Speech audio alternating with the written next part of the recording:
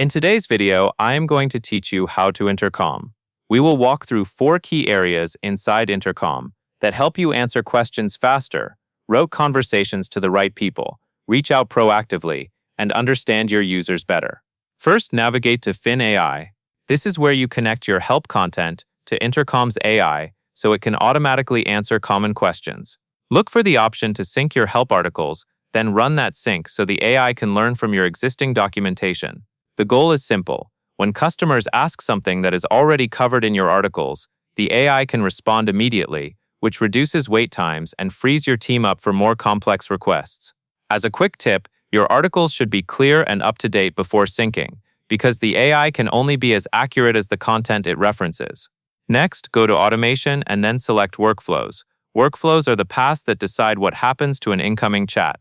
Here you can build routing logic that sends conversations to specific teams based on what the user needs. For example, you might route billing questions to a finance support queue and technical questions to a product support queue. When you build these paths, keep your triggers and conditions straightforward so conversations get to the right place quickly. After you set a workflow, review it as if you were a customer to confirm it routes the way you expect. After that, open Outbound and choose Messages. This is where you create proactive communication, such as product updates, important announcements, or follow-up emails.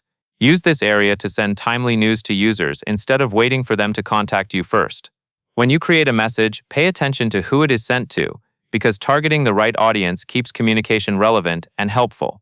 Also keep the wording concise, so users understand the point right away. Finally, open Contacts. This section gives you access to user details and a history of previous interactions.